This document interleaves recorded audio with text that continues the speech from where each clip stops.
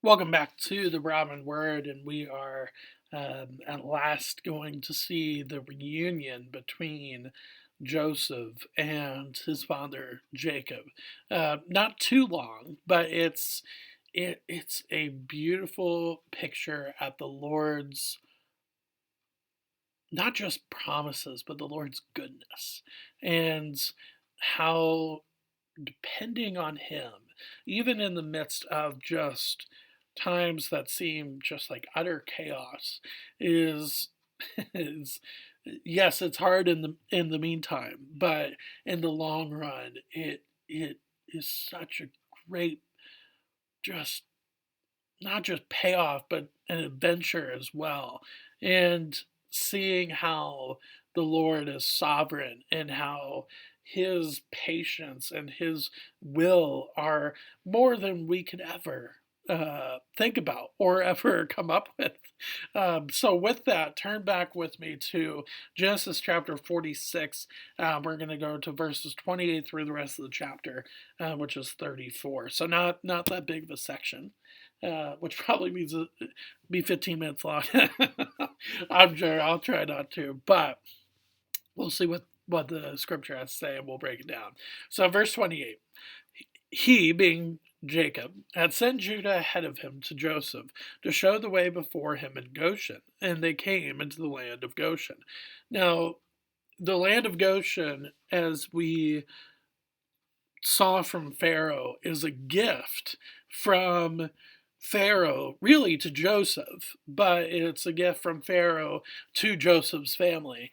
And not only is it a gift, but it is a grand gift because the land of Goshen is seen as a very plentiful land, as a very prized location, which is interesting because then when you get into Exodus and it turns from this land of promise and a land and a blessing, a land that is a gift, it then turns into a land that is just tattered with the torture of slavery from Egypt that the Israelites have to face. So it's interesting to see that transformation from Goshen here to its being a gift and a blessing to the point in Exodus where it's a reminder and it's a painful reminder of the slavery that the Israelites are in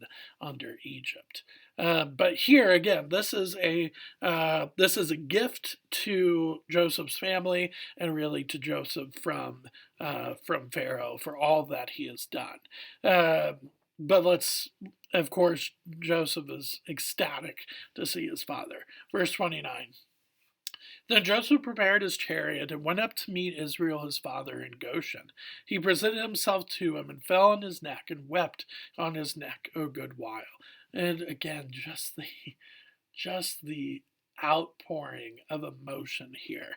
Um, yes, you can take it from a spiritual standpoint where it's just this final moment where everything that has happened to Joseph comes together and this beautiful picture with his father finally before him and in this wonderful and loving embrace with his brothers watching and smiling and just uh, which you would not expect from how the whole life of Joseph has been up to this point and really just the previous few chapters.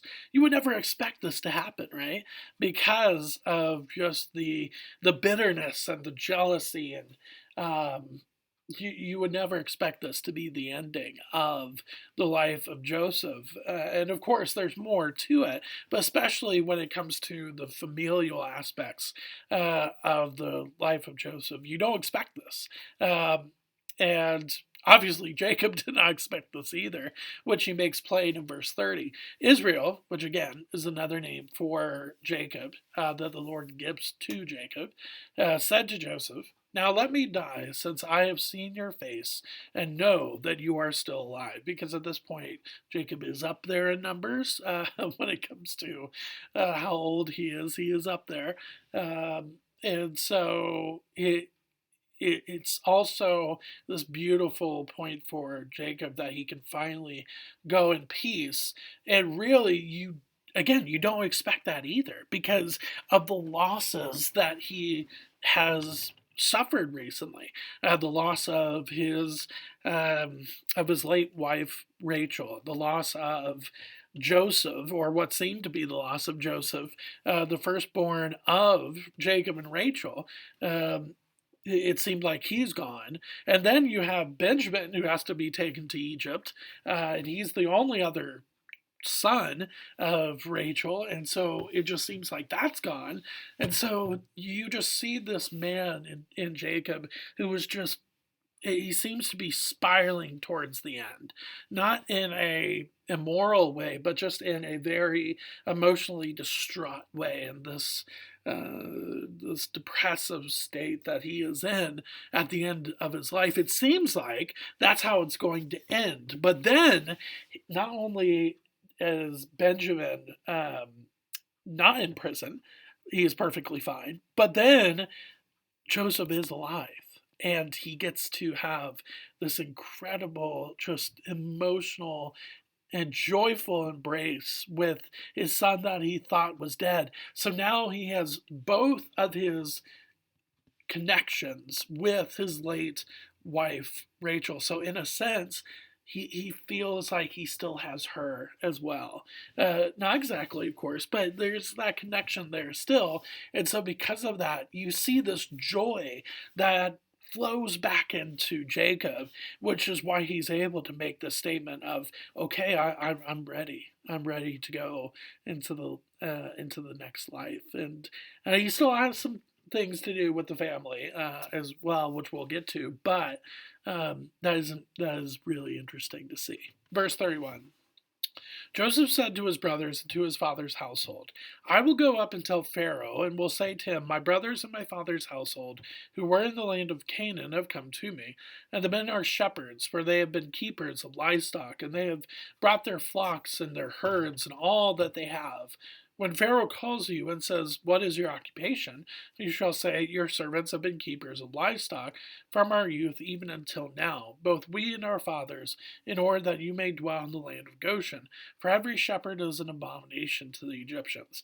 So, most likely, the shepherd abomination connection there at the end of verse 34 is again, it's probably about class, right? Egyptians probably see shepherds as being of a lower class, that they deal with animals, especially animals that are not clean. uh, and so, most likely, that's probably what that is being talked about. But I think it's more so to make the connection with the land of Goshen. Again, this is a land of blessing and a promise from Pharaoh to Joseph. So I think Joseph ahead of time knows that Goshen will be a good place for them because it's a suitable place for those that keep livestock and those that keep sheep. And so I think that should be the connection. It's not like Egyptians are just against all sorts of shepherds because they're shepherds. I think even though there is that distinction there. I think it's mainly to show why Goshen is set apart for Israel. I think that's the main thing because literally after the phrase in verse 34, in order that you may dwell in the land of Goshen, there is a connection word there for that shows that the reason why they're living in the land of Goshen is because Egyptians don't see shepherds as a very high class or a very high occupation, a very esteemed occupation. And so but basically, this shows that God is setting the way where Jacob and his family have a place to not just live through the famine, but to thrive, which then, of course, brings about Exodus and the life of Moses. Now, with that, there's still things to be talked about. One of them uh, is this family settling in Goshen, but also uh, how Joseph responds to the very end of the 7 years of famine, which become a little bit dicey. And I think it's really important to see the wisdom that comes from Joseph, which of course we know comes from the Lord. So, with that, thanks for spending time with me today in the Broadman Word as we finally got to see the reunion of father and son, and we will continue on as we wrap up or we get closer wrapping up the life of Joseph. Thanks.